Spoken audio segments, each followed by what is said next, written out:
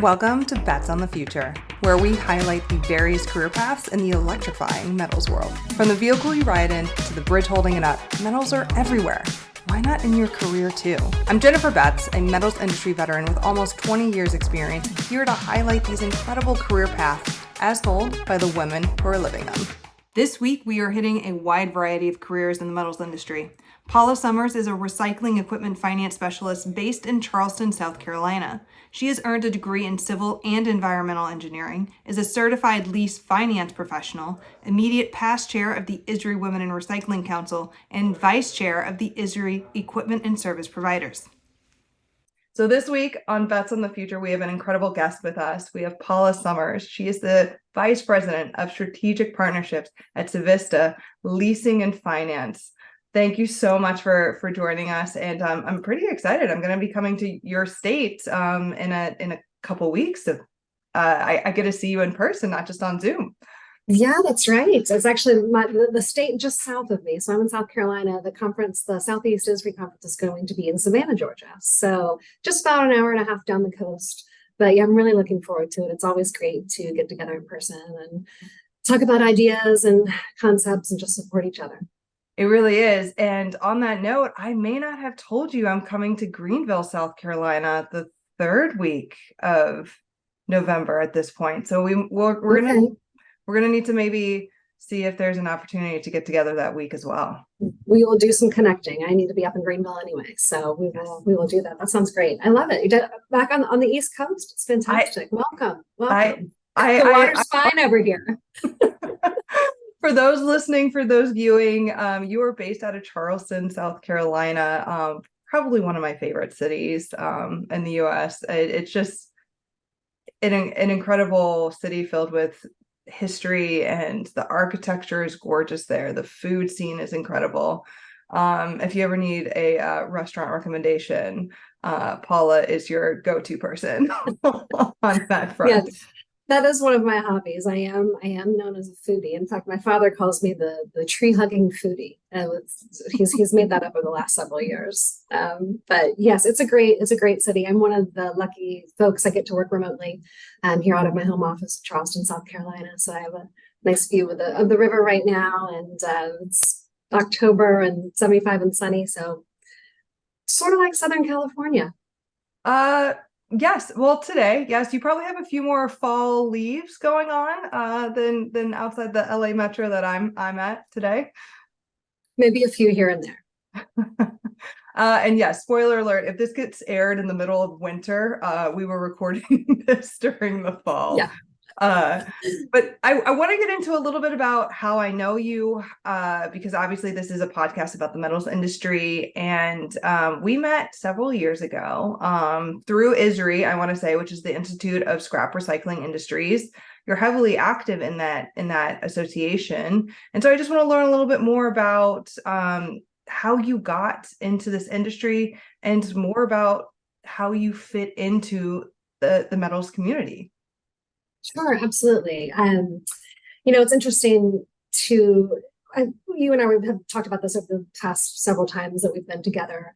I feel that most people do not have a direct line to the metal industry, right? They don't study metals in college or recycling in college. Unless you're born into the industry, there's typically some other careers that you might have first, or you may study something else in college before you find the metals industry. So for me, I started off studying civil environmental engineering, went to Georgia Tech in Atlanta. So grew up in Pittsburgh, but found the South, and now I've been in the South for about 25, 28 and counting years. But went to Georgia Tech, studied civil environmental engineering. I really enjoyed the environmental side of things. Ended up getting into real estate development, and my grandiose scheme was to help developers be more environmentally friendly. So here in Charleston, we have a lot of wetlands, we have beautiful live oak forests, we have endangered species. There's a lot of environmental considerations when you're thinking about developing real estate. So I had over the last, I'd say the first 15, 18 years of my career, there were some wins. I was able to dedicate some nice park space in Charleston, save a lot of trees. There was an interesting story about a endangered woodpecker that I might share with you over a cocktail sometime. But all in all, it was a really great experience. But I hit a little bit of a wall professionally, say in my early 40s. And I thought to myself, do I really want to continue to go up against these developers where it's really David and Goliath, right? And I was getting a little bit tired of that. And I said, do I really want to do this for the rest of my career? So what I decided to do was shift gears. I'm staying in that world by serving on the Board of Zoning Appeals Site Design for the City of Charleston. So now I hear tree removal requests and can determine whether or not we're going to save those trees or allow those trees to be taken down. In some cases, trees are a renewable resource. So in some cases, it does make a lot of sense. However, I'm staying in that one part of the industry.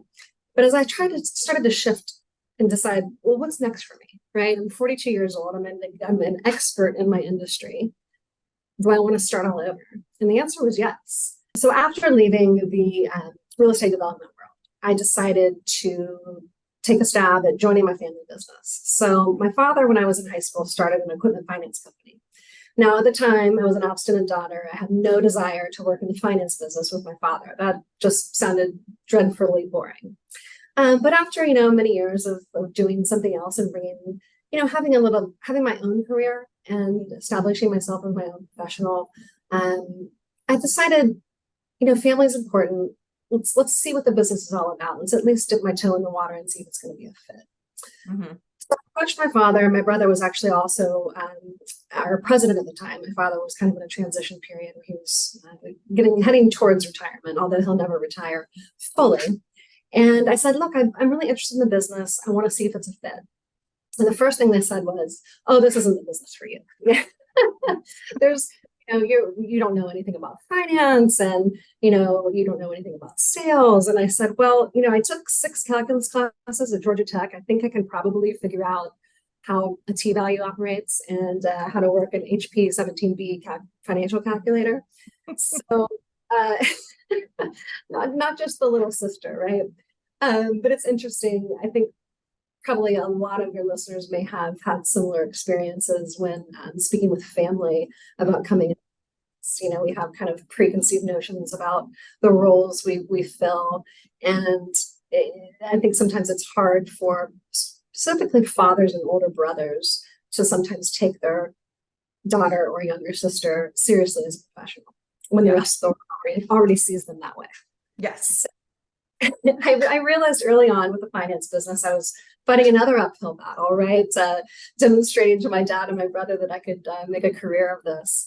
So I realized very early on that this business was not going to be interesting to me if I was financing forklifts and over-the-road tractor trailers and equipment that I just deemed to be not very interesting. Essential equipment, but not interesting for me personally. So the recycling industry was just a really natural fit. I was already kind of a steward of the environment in my own previous career and in my personal life. And recycling just was this natural niche market for me. So I had a colleague who had been very active on the waste side of the business and had talked with his local MRF facility just to kind of get a little bit of research, understand how the recycling process works. And we realized very quickly what a fantastic industry this is. Not only do you have Fortune 500 companies that are, recycling, but you have small multi-generational family-owned businesses, which is exactly the business that we were at the time, which was Vision Financial Group. And we really connected with a lot of those types of companies. I think when you're competing as a small equipment finance company against, the Banks of Americas of the world and the Wells Fargos of the world, you have to really develop expertise in specific industries and be able to understand your customer. Yes. That's why I really jumped in with both feet with Esri and in the recycling industry. I went out and I went to recycling yards and I said, explain to me the difference between ferrous and non-ferrous. What is that machine over there? How does wire get stripped from copper? It's just all these questions. And I educated myself and I realized there are a lot of sophisticated people in the recycling industry. So I really it was kind of love at first sight for me. So that's kind of a roundabout way of how I'm involved in metals. I find it really interesting how you were able to take something that you're obviously very passionate about from a personal standpoint and pivot your career to a pretty different career sector, but still be able to apply the skill sets that you had and the knowledge and the passion that you had from the previous one and bring it into this world. We have a lot of equipment and it's very expensive in our industry. And so we need companies, we need folks like you to help us be able to purchase this equipment so that we can run our businesses. And so that's sometimes not really thought about in terms of jobs or careers that can be in this industry that can be more of that service provider role, that may not necessarily be directly at the manufacturer, but you get to still do the tours. You still get to go see the cool stuff that's out there. Right, absolutely. And that's a great point. You know, as ISRI members, we actually fall into the service provider category, right? So we're providing a service, providing capital for companies to grow and acquire equipment. And it's really, I think, wonderful that the organization allows service providers such as myself to participate in ISRI councils. So I served for 2 years as the co-chair of the Women in Recycling Council. First year was Sandy Brooks and second year was Sandy Pierce. And it's just been a pleasure getting to know a lot of the women in the industry. And, you know, the men in the industry obviously are supporting the women in the industry as they grow. But, you know, sometimes a group like the Women in Recycling Council is a great way for someone who maybe is new to getting involved with ISRI as kind of a stepping stone, right? It's that first group you can get involved with, similar to the Young Executives Council, right? Mm-hmm. So there's people just like you. You know, you don't have to cross that barrier of meeting new friends. You know, there's people you already know, and it kind of just helps you springboard your career, I believe. I think it's great that ISRI supports those types of councils for sure. The ISRI Women in Recycling and the ISRI Young Executives are fantastic groups, like you said, for people that are just getting into the industry. Also, because from a networking perspective, you're probably going to, you know, create a book of business, or maybe you get, you know, fortunate enough to get handed a book of business or, you know, something along those lines at your company. But by joining these organizations, these committees, you are going to get introduced to folks that you may not have gotten introduced to in your line of work that might eventually lead business your way, or maybe they can provide some sort of information or knowledge and help you grow. And a lot of people, I don't think, realize that there is a lot of knowledge and business development possibilities that come from these committees, not just giving back and helping with the next generation to know about it as well, but business too. Absolutely. And, you know, I think the important thing to remember is the people that are involved in these councils and networking groups, they're in it for the long haul. You know, I've been involved for the past 6 years and counting. So it's not just something I'm thinking about, you know, being involved in recycling and trying to get some business out of it. It's something that I'm actually really, really passionate about. And the one thing I love about the recycling community is that I may meet someone in, you know, next week, right, at the Southeast ISRI conference. And they may refer me to a customer 5 years down the road, right? So it's not necessarily, you know, immediate business tangible results that you're seeing, but you're growing and you're establishing yourself as a professional and someone who understands the industry. And for me, that's just, you know, not just another finance person, a finance person who has an engineering degree who understands the difference between a shear and a shredder, right? So it makes it fun. It really does. You had some connections coming into this world, but you're also still here, right? So can you elaborate on why? Like, why are you still here? Is there anything in particular, you know, an interesting story? Like, what is holding you into this sector of the industry? Well, you know, it's really one thing I like about recycling is that I learn something every day, right? So every client is different, and every client needs a different problem solved. I've tried to establish myself. There's a lot of finance companies out there and banks, and I had no idea when I was in the world of engineering and real estate development that there were so many finance companies, right? So there's a lot of competition out there. And, you know, most finance companies and banks, of course, they know how to finance a material handler or a roll-off truck or a container. These are pretty basic assets. However, it takes a little bit more of a specialty and research to be able to finance a copper chopping machine or an eddy current sorter, to really understand that those assets have value. And that's really what's been interesting for me, is to find out more about all the different types of commodities that are recyclable. I mean, I've even learned more about how metals trade, because it's just very interesting to me. And I want to be able to talk to my clients and say, hey, I see that, copper is down 30 cents this week. How is that, how is that affecting your business? And being able to have that communication, I think is kind of puts me ahead of the competition, but it's also interesting. So I'm kind of one of these women that I have a thirst for knowledge. And I feel like there's I've maybe tapped 5% of the knowledge in the recycling industry. There's just so much more to learn. And I think that's what really drives me to be a part of it, along with my own personal beliefs in, protecting the environment, protecting this world that we're, so gracious to walk upon.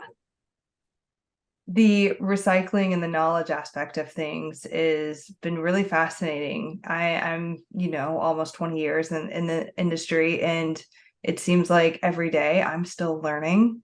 And that's fascinating to me. It keeps it interesting. Like it's not like the same thing every single day. There's constantly the markets are changing. Current events are affecting those markets. I learned something new about a new equipment that exists out there, or a new company that's installing new technology in our field, and this is what it's going to do. And it's all at the core of it. I'm very similar with you on the environmental front of things, that it's kind of the perfect scenario where you can professionally excel and also still have a way to give back on some of those personal beliefs that you hold strong. This industry is kind of perfectly set up for that. Yeah, and it's similar to civil engineering. It's sort of an industry that hasn't changed a lot over, let's say, the past 100 years. Mm-hmm. But I think there's going to be a lot of change in the next 5 to 10 years. I mean, that's in every industry, not just recycling. I was at a non-destructive testing conference last week, and they're using robotics for a lot of their wall thickness testing and things like that. And I was thinking, gosh, I know that we're using robotics at MRF facilities for sorting. And I know a lot of the companies that are working on robotics and AI, they're very close to a solution for sorting metals. And that's exciting, right? I mean, it's just going to help expedite the process. And you're going to, and that's not necessarily eliminating people and labor. And I think a lot of people get kind of scared when they hear robotics, but you have to have somebody there who can, make repairs if repairs are needed, and program robotics, right? So there's still roles for everyone, but I just think it's a really exciting time. And for those that are listening, I steal this from another podcast, but I essentially say, when we get a little technical, you use the term MRF. We'll explain that in a minute. But I like to say for, my husband, who is completely outside the industry, how would you describe, what a MRF is to the individual that, doesn't work in the metals industry on a day-to-day basis? Well, a MRF is a materials recovery facility. And basically, these are essentially, I would say 90% of the time owned by a municipality or government. And they are recycling just a multi-stream, they call it a multi-stream of recycling, right? So they're recycling paper and plastic and metal. And think about your blue bin. Everything that goes in the blue bin goes to the MRF, right? Now recycling is so much more than the blue bin, so it's almost like I hate even to mention the blue bin. Yes. but that is how it relates to the MRF. And then also, private citizens can come in and they can bring their recycling and drop it off. So is that how you would describe it, Jennifer? What's your definition? I think you did a great job on that. I was actually having a conversation with somebody that's been in the metals recycling industry for a long time. And he mentioned, oh, I just put it in the bin, talking about his home. And he's like, yeah, it gets recycled. I was like, but have you verified that your local municipality or whoever is servicing your home actually have the equipment, the manufacturing equipment that you're talking about here that has the technology, maybe the robotics, to actually sort what you're putting in there? And it was kind of this like light bulb moment where he assumed that the United States, as a nation, has like this very uniformed recycling program in the background, when in reality we are like just a patchwork of different machines and equipment and capabilities, and it's all over the board. Some have very sophisticated capabilities. You're talking about the AI, the robotics, the scanning, all that to pull out everything. To some areas have nothing, Right. no option. Right. Well, I mean, our materials recovery facility does not process glass. So I take my glass to a private recycling company and they utilize it. Actually, they have this really cool product where they are using glass to make countertops. So I take it all there, which is really cool. I'm gonna have to look into that. Looks I'm just trying to envision what the final product is, and I'm like, well, we might want to redo the kitchen one day. Yes, exactly. That Live recycling. It very much, I mean, I do have to comment, we are both in green jackets today. I mean, I feel like we are really ultimately living and breathing this mantra. Well, and we're going to Georgia next week, so it's kind of the Masters jacket as well. So Masters. That's very true. That's very true. Yes, that's what I'm going to say. It's more the Augusta aspect of it. That leads me into, what specifically are you excited for in the next 5 to 10 years? Like, what do you see coming down the pipeline that gets you, really interested in the next future in our industry? Yeah, well, I think we talked a little bit about this earlier, but definitely I think the different types of machinery and technology that's being developed to more quickly and efficiently process materials so there's no waste. I know that there's a drive for the ASR, the automobile shredder residue, Mm-hmm. Find a use for that, right? So because there's metal in there after the shredding process. Some people don't really even realize, the amount of recycled content that's in their vehicle, either. Right. The ASR, the automobile shredder residue that you talked about. So just, a little for those that are listening that are in the metals industry that might just be more on the OEM side of things or like past the mills. Essentially your car is going to go through a shredder at end of life. And I'm skipping over a lot of parts where we're going to probably pull off the radiators, we're going to pull off the wheels and, et cetera. But essentially you have the seats still in there. Seats are usually, made of non-metallic material. And it's going to go through the shredder. It's going to get essentially hammered into a bunch of smaller pieces and torn up. And we have whole downstream systems where we can pull out a lot of the metallic content. It's not a perfect science yet. There are definitely some very cool, innovative companies that are bringing new manufacturing equipment to the table to pull that out. But essentially, there is going to be fluff from car seats and things like that are left over that are probably going to hold on to a little bit of metallics that get caught in there, et cetera.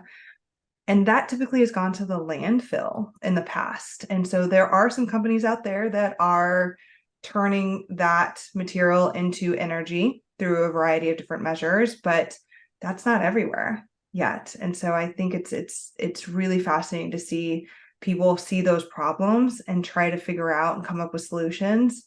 And that's going to only increase, like you said, over the next 5-10 years. I think we're going to see a lot more of that. Right.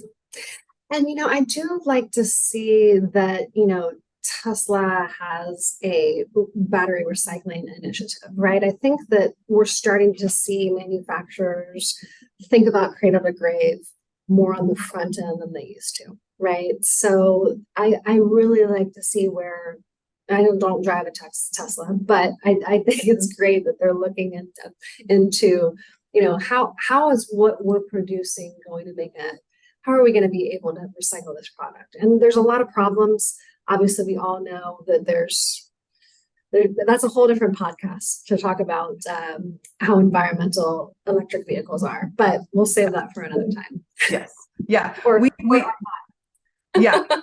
We're bumping up against time. And so I feel like we would just completely double the amount of time on that front. But, you mentioned, essentially the electric vehicle manufacturers starting to think about designing those batteries for end of life. That didn't happen 20 years ago. When the hybrids first came onto the marketplace, they were looking to make a vehicle more efficient, have higher MPGs.